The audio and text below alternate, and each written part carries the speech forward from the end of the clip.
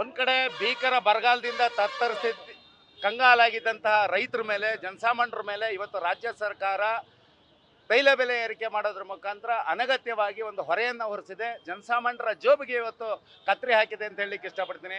ಇವತ್ತು ರೈತರುಗಳು ತಮ್ಮ ಟ್ರ್ಯಾಕ್ಟರ್ಗಳು, ಟಿಲ್ಲರ್ಗಳು, ಪಂಪ್ ಸೆಟ್ಗಳಲ್ಲಿ ಇವತ್ತು ನೀರು ಹೊಡೆಯೋಕ್ಕೆ ಭಾಳ ಕಷ್ಟ ಆಗಿದೆ. ತೈಲ ಬೆಲೆ ಏರಿಕೆ ಜಾಸ್ತಿ ಆಗಿರೋದ್ರಿಂದ ದಿನನಿತ್ಯ ಬಳಕೆ ವಸ್ತುಗಳು ಕೂಡ ಜಾಸ್ತಿ ಆಗಿದೆ. ಹಾಗಾಗಿ ರಾಜ್ಯ ಸರ್ಕಾರ ಈ ಕೂಡಲೇ ಏನು ತೈಲ ಬೆಲೆ ಏನಿದೆ ಅದನ್ನು ಇಳಿಸುವಂಥ ತುರ್ತು ಕ್ರಮವನ್ನು ವಹಿಸಬೇಕು. ಇಲ್ಲದೇ ಇದ್ದರೆ ಮುಂಬರೋ ದಿನಗಳಲ್ಲಿ ತೀವ್ರತರನಾದ ಹೋರಾಟವನ್ನು BJP ವತಿಯಿಂದ ನಾವು ಹಮ್ಮಿಕೊತೀವಿ.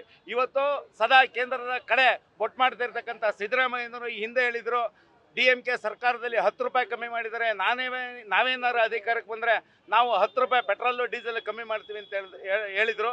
ಆದರೆ ಸಿದ್ದರಾಮಯ್ಯನವರು ನುಡಿದಂತೆ ನಡೆಯಲಿಲ್ಲ. ಅವರು ಏನು ಮಾತು ಕೊಟ್ಟಿದ್ರೆ ತಕ್ಕಂತೆ ನಡ್ಕೊಳ್ಳಿಲ್ಲ.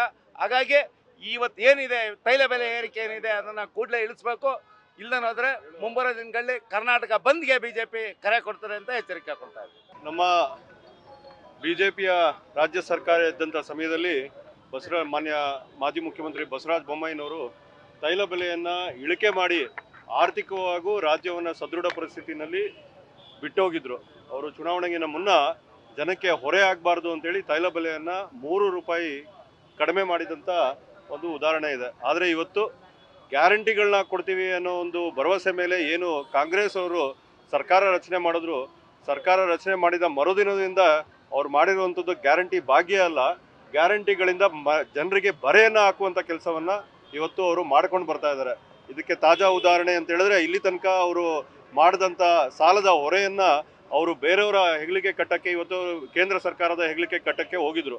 ಅದು ಯಾವಾಗ ವಿಫಲವಾಯಿತು, ಇವತ್ತು ಜನರ ಮೇಲೆ ಈ ಲಾಭದ ಹೊರೆ, ಈ ನಷ್ಟದ ಹೊರೆಯನ್ನು ಹೊರಿಸೋದಕ್ಕೆ ಇವತ್ತು ತೈಲ ಬೆಲೆಯನ್ನು 3 ರೂಪಾಯಿ ಹೆಚ್ಚಳವನ್ನು ಮಾಡಿದ್ದಾರೆ.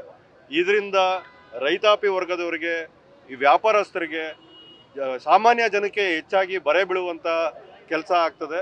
ಇದನ್ನು ನಾವು ಖಂಡಿಸಿ ಮುಂದಿನ ದಿವಸಗಳಲ್ಲಿ ಏನು ಇವತ್ತು ದುಡುಕಿ ನಿರ್ಧಾರ ತಗೊಂಡಿದ್ದಾರೆ ಕಾಂಗ್ರೆಸ್ ಸರ್ಕಾರ ಅದನ್ನು ವಾಪಸ್ ಪಡಿಬೇಕು ಅಂತೇಳಿ ಈ ಕೂಡಲೇ ನಾವು ಆಗ್ರಹ ಮಾಡ್ತೀವಿ. ಇದ್ರ ಜೊತೆಗೆ ಮುಂಬರುವ ದಿವಸಗಳಲ್ಲಿ ಬಸ್ನ ದರ ಕೂಡ, ಟಿಕೆಟ್ ದರವನ್ನು ಕೂಡ ಹೆಚ್ಚಿಗೆ ಮಾಡ್ತೀವಿ ಅಂತೇಳಿ, ವಿದ್ಯುತ್ ದರನ ಹೆಚ್ಚಿಗೆ ಮಾಡ್ತೀವಿ ಅಂತೇಳಿ ಎಲ್ಲ ರೀತಿಯ ಈ ಪಂಚ ಗ್ಯಾರಂಟಿಗಳನ್ನ ಕೊಡೋದಲ್ಲ, ಎಲ್ಲ ರೀತಿಯ ಬರೆಗಳನ್ನ ಹಾಕುವಂಥ ಕೆಲಸವನ್ನು ಈ ಕಾಂಗ್ರೆಸ್ ಸರ್ಕಾರ ಮಾಡ್ತಾ ಇದೆ. ಮುಂದಿನ ದಿವಸಗಳಲ್ಲಿ ಜನರೇ ಈ ಸರ್ಕಾರವನ್ನು ಕಿತ್ತೆಸೆಯುವಂಥ ಕೆಲಸವನ್ನು ಮುಂದಿನ ದಿವಸ ಜನ ಮಾಡ್ತಾರೆ ಅಂತೇಳಿ ಈ ಮುಖಾಂತರ ತಿಳಿಸೋದಕ್ಕೆ ಇಷ್ಟಪಡ್ತೇವೆ.